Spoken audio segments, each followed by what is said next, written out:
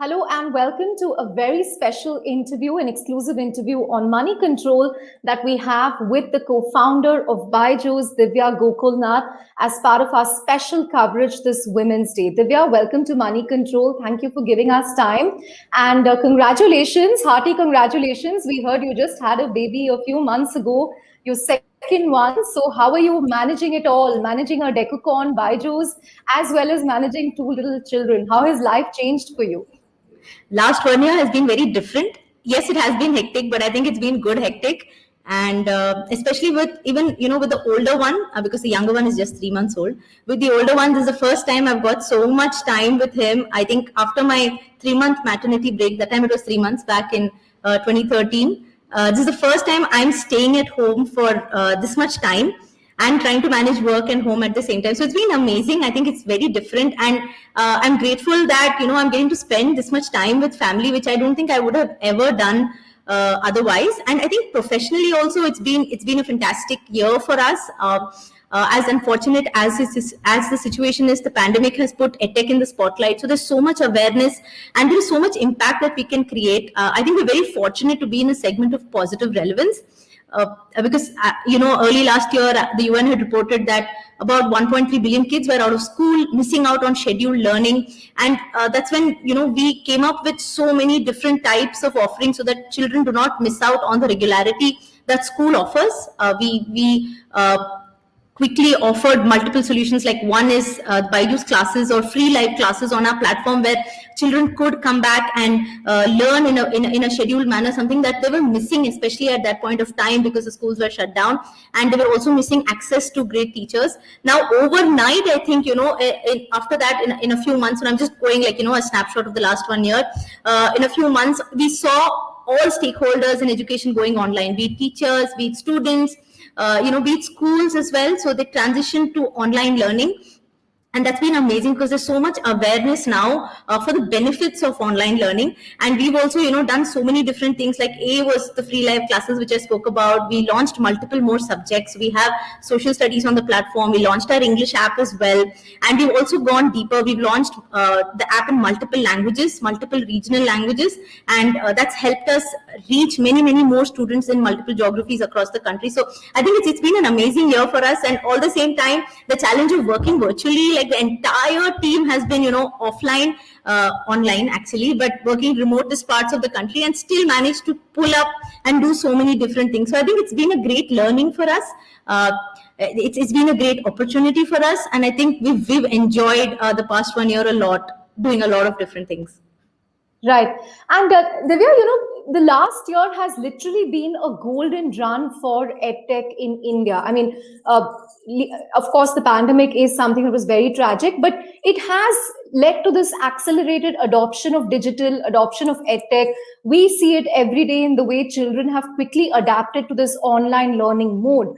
But do you think this will continue even after schools reopen? I mean, vaccinations are going to go full steam, in summer. Do you think this will still continue? Because people are also talking about how children are really missing that interpersonal connection, connect with their teachers, which is so important, such an important part of education. So do you think this run will sort of continue, that, it is here to stay? Yeah, you rightly said that. There are a lot of aspects of school which are very important for a child's development, and the corridor time which they get, and a lot of learning like social skills which happens only because you are learning with others, with a group of people. Now those are things which can be never replaced online. So if you ask me, I think the future looks like, even after the vaccine comes, it looks like a mix of online and offline learning, with certain aspects of learning going online, especially subjects like math and science. And I think we've all come to realize how it can be taught more effectively online, and also aspects of learning going offline, like the social skills, like I spoke about, teamwork, sports, arts, all of these actually, being offline, remaining offline, because you need a group of people to actually get to learn this effectively. So I think it's going to be a blend of both online and offline. But the best part is people have realized the benefits of online learning. They've realized that there are a lot of concepts which can be taught more effectively online. So it's going to be blended, and it's going to be better. And do you still see the appetite for people to use a Byju's to supplement the online learning that they already have in school? Because a lot of classes have gone online, teachers have gone online, assignments are coming online. So over and above that, will people also use a platform like Byju's for their kids? I mean, how is that going to work?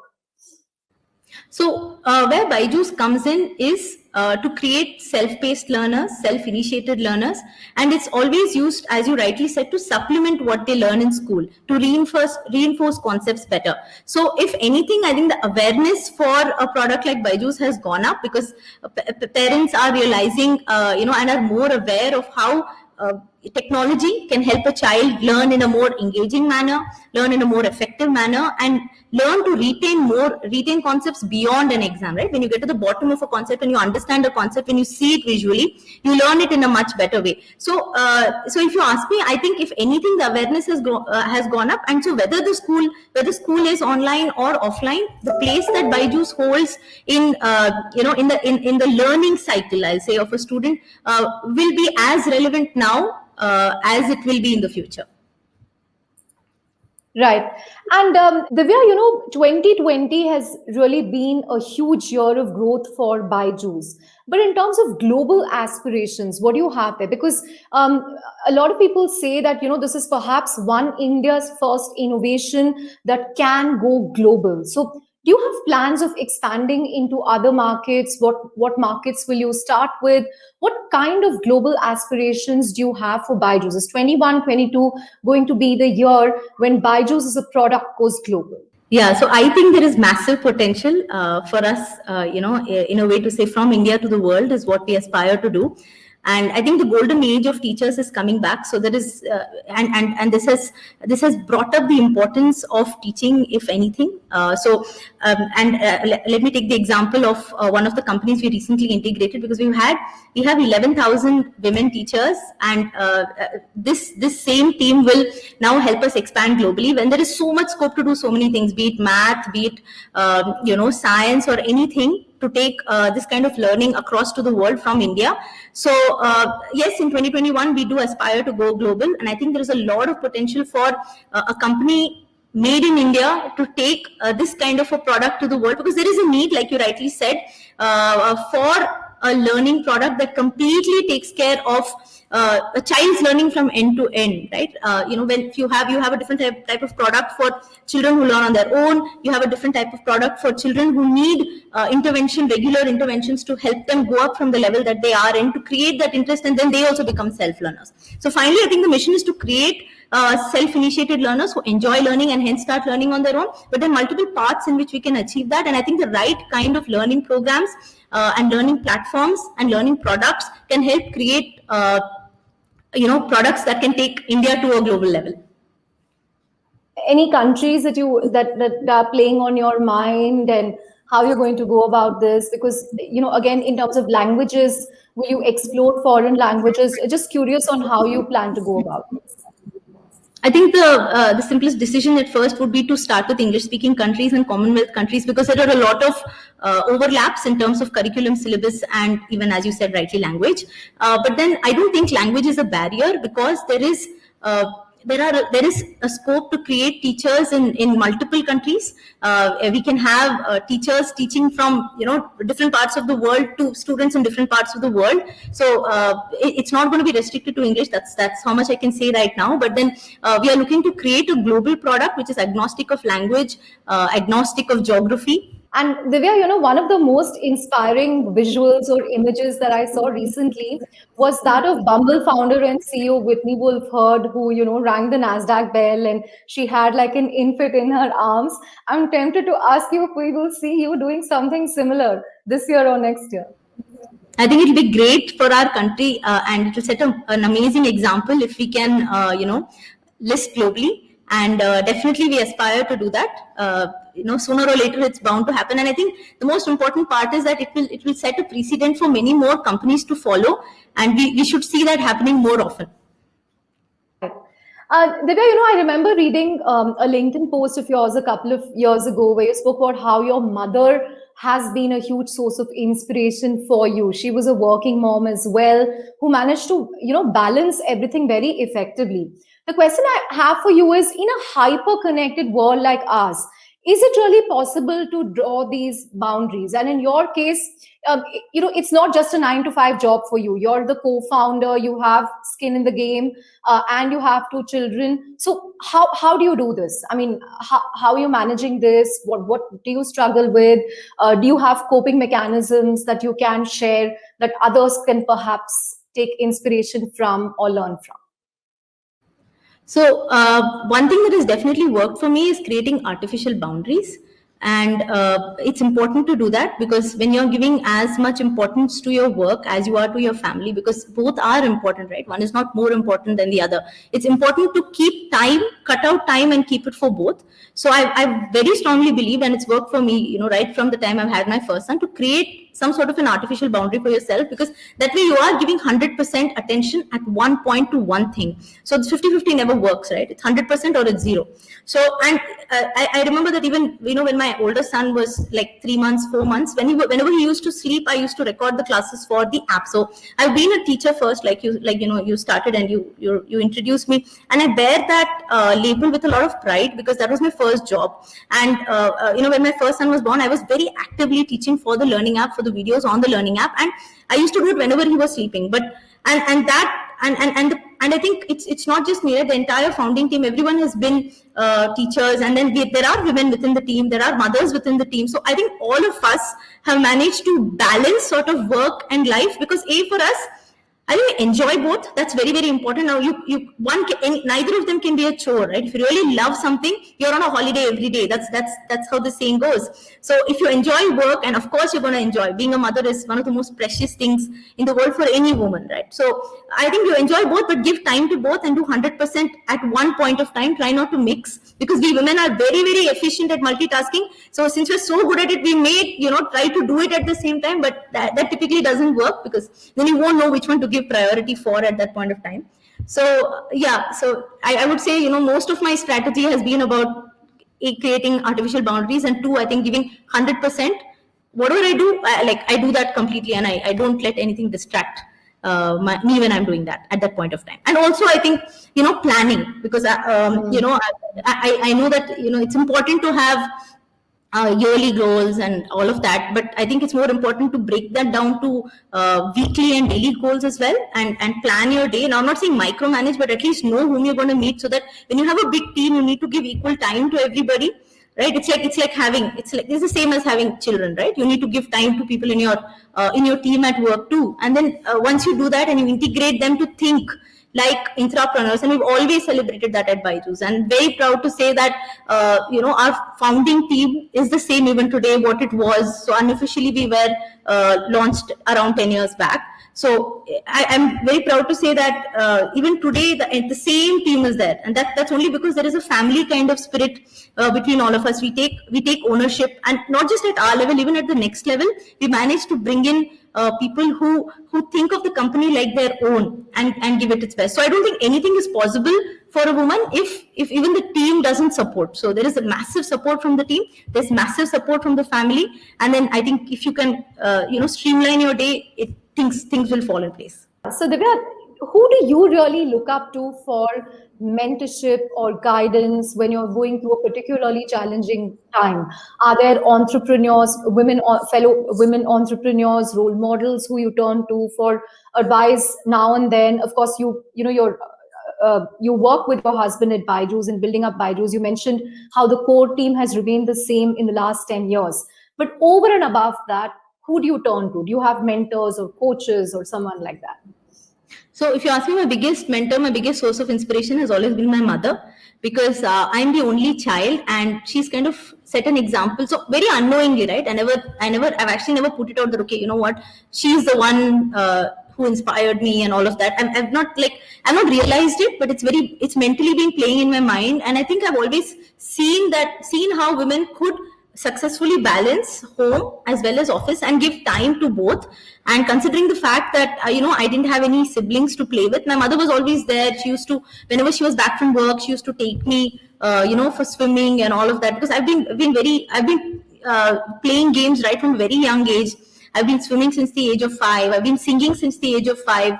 I've been into gymnastics. I've been playing basketball for my college. So all of this will not happen, at least in the very early years, until you have parental support, right? So all of that has been given to me by her, and she's encouraged me to do whatever I want, to whatever I dream, to go and achieve it, kind of things. And taken me to libraries over the weekend, instilled in me the importance of reading, gaining knowledge, all of that.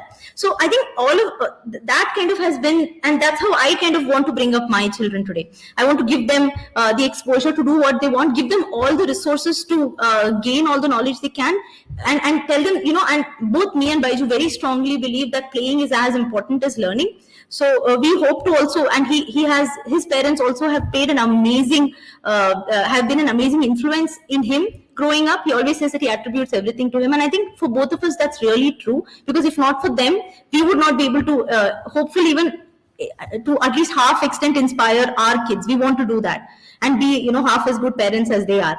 So one would definitely be my mother. Other thing is, if you ask me for mentors, I look within my team, and my team looks within each other. We all, there are a lot of us who we talk to each other a lot. So even one thing, and a lot of people say that the disadvantage of meeting online is that it becomes transactional, and people just come and they just discuss work and go back. So I made an effort to make sure it's not that way. So whenever we catch up, we chit chat for 5-10 minutes, and I think that's very important, especially to women, to catch up on daily life, to understand what's going, because there's so many things for a woman. It's personal plus professional, which makes her. So that, and I think also, if you ask me, there is more an advantage, because now I know people's husbands, I know their pets, I know their children, right? All this would not happen at work. So there's more often than not, my colleague's cat comes onto the camera, or my colleague's child comes and peeks. My son comes and says hi. So I think it's, if anything, this has allowed us to get into the family, personal life of so many people. Right. And Divya, as you mentioned, your journey is very unique. You started as a teacher at the age of 21, and then Byju's just became this huge enterprise. I remember interviewing, Baiju, I think 4-5 years ago, and he used to tell me that, he goes and plays football at 12 a.m. after class. I don't know if he still does that, but it's just become such an enormous enterprise. It's India's largest valued edtech, one of the world's largest valued. You have so many investors, but as you've grown big, the spotlight, is always on Byju's now, on the positive side, on the negative side, be it acquisitions, be it work culture, be it other things. How are you coping with the challenges on the negative side? Are you kind of used to the fact that you will be closely evaluated on everything from work culture to acquisitions to what you do to how you're scaling? Are you prepared for the next leg of the Byju's journey? Because technically it's no longer a startup. It's a decacorn that has global aspirations, that has aspirations of going public. So people are going to sort of question you a lot more on various things. How are you preparing for that? Yeah, and I think it is important, because when you grow from 0 to 1, and then you start growing from 1 to 10, it's very different how it happens, the things you do, and like you rightly said, right, you're in the spotlight for everything, be it good, be it bad. But I think it's important also for a startup to take criticism in a positive way and grow from it. And as long as you do that, you're on the right path. Now, you can either live in absolute denial, or you can take it positively and grow from it. And I think we've opted for number 2, which helps us, because be it any of the things that you pointed about, any startup, while growing so fast, can make multiple mistakes. There's nothing wrong in that, but it's important to learn and grow from it. So, like you said, I think we are gearing up to go into the next level. We see a huge interest in what we're doing, and like I said, there's huge potential to take this to the world. So we're very, very excited about the next step. Particularly that you learned a lot from in the last year in terms of mistake or challenges or spotlight or criticism or anything else that you would like to share with us? So I think, no, it's mainly what I would like to say is that when you grow this fast, you realize that processes can be better. You realize that you could have done things in a much, maybe not as fast, but maybe better, in a better way, in a more efficient way. And that's what we're looking into now. And we're trying to build it in a better way. But overall being said, you should look at the speed with which a lot of things have been executed. And if you ask me, that's been one of our biggest strengths. We don't keep planning. For us, our ideation to execution time is extremely fast, and that's has been and remain as one of our biggest strengths. And I think that's for any startup, not just us. Being agile, being on the top of things, having your skin in the game, being in very close contact with your customers to understand feedback and implementing it quickly. All of this is really, really important as you take the leap ahead. And I think it's important to stay like that, whether you're going from 0 to 1, 1 to 10, or 10 to 100. And how difficult is it, Divya, to stay this agile and nimble? Because as you said, one of Byju's greatest strengths is that, I mean, not just ideas, but the way you were able to scale idea to execution, pivoted from offline to online, scale that up. The last year pandemic again turned out to be a huge driver for you. But how difficult is this going to be going forward, when you go from the 10 to 20 journey? Because again, Byju's is in the news for, acquisitions of a certain scale. So again, there will be integration issues, cultural issues. How are you planning for this? Yeah, if you ask me, we call them integrations rather than acquisitions, because I'm very happy to say that in any of the integrations that we've had so far, the founding team has always stayed on, because I think there is a lot that we can learn from each other. All the companies that have become, whether you talk about Osmo or whether you talk about White Hat Junior, the best practices they follow, we take it from them. The best practices which we follow, we share it with them. So I think if you ask me, it's about minimum intervention and maximum support. So all the companies are running, if they were running at 10, I would like to believe that today they're all running at 100, and we're all running together towards a common goal, right? And all of us are aiming to become, like you said, to take the kind of learning that we have in India or teaching that we have to the rest of the world. So if everybody is on the same mission, but we're very flexible with our execution, because there are multiple ways in which you can achieve it, I think that you would be on the right path. And about integrating the team, because everybody is like a co-founder here. The top management of all the various companies that are now part with us, or are integrated with us, all of them are also thinking like us. They also support Byju's, and we also support them. And I think that is the mantra, or the way in which any acquisition or should work, so that there is, I think we should have the freedom to continue to execute the way they were executing, and that is what will make a relationship like this stick. Right. And as we wrap up, Divya, what are you looking forward to the most in 21-22? And my second question is, do you think it's easier for a woman entrepreneur or a startup led by a woman to start up, scale up, raise funding today compared to before? What has really changed, and do we still have a long way to go? So Chandra, like you rightly said, I think the percentage of women in boardrooms has gone up. That's an indicator. And I think there is a lot of focus on bringing up women to the next level, because there is a dismal representation of women, especially in leadership levels. So you would see a healthy representation at the entry level right after graduation. And if you look at the numbers, more than half our graduates are actually women. So there's a lot of scope for women to climb up the ladder. But then unfortunately, that starts dropping, around, I'll say, our age, the 30s. That's typically because of family commitments, having children at that point of time. And then, the studies actually show that only half the women join back, and then a quarter of them leave again. So keeping all of this in mind, I think if there is a lot of mentorship within the company, if there is a lot of support within the company to create flexible policies for them to continue learning, a lot of women will take it, A. B, I think the second thing is that, like you said, right, you spoke about the Bumble CEO. There's a lot of attention, even by media, because these are all things which can inspire so many more women that, if she can do it, I can also do it. And she also had an infant in her hand to show that how you can balance both family and work.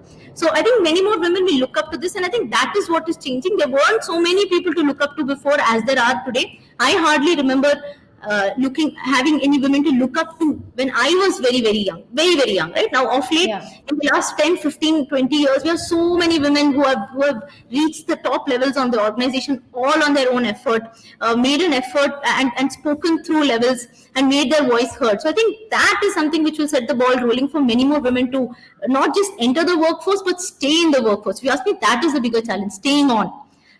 So That they don't fall off the ladder. Yeah. It's about, you know, not being an opener, but continuing to stay till the end of the game, and that's what is important. We should not let them fall off. So if we can come up with, and you know, if I think only women can solve this, because we know the kind of challenges they face.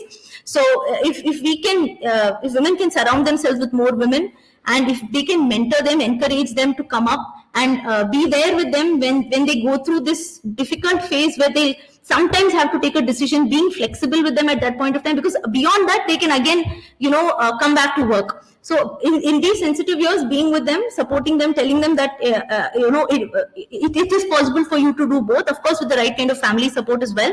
And I think we will see a lot more women coming up, a lot more women starting up, and a lot more women start making a difference and creating a global impact. Right. Finally, Divya, what really keeps you awake at night, apart from your 3-month-old, you know, in terms of the problems that you want to solve or the aspirations that you have? What motivates you? What keeps you awake? So yes, like you rightly said, the only thing that wakes me up is my 3-month-old. But apart from that, I would say that both me and Baiju, we love what we do. We have fun doing what we do. So there's nothing that we worry about when we go to sleep, because we know that we're making a difference. Of course, we have a long way to go. Now that's different. We dream big. We aspire to do a lot, but that's not something that keeps us awake at night. That's something that when we do it, we have absolute 100% fun while doing it. And I think the same goes for you know, the entire founding team. Right. On that note, Divya, such a pleasure talking to you. Thank you so much again for your time. Congratulations on Nivin. I'm sure Nish is a very protective and happy older brother, but thank you so much for joining us on Money Connect. Thank you, Chandra. Thank you so much.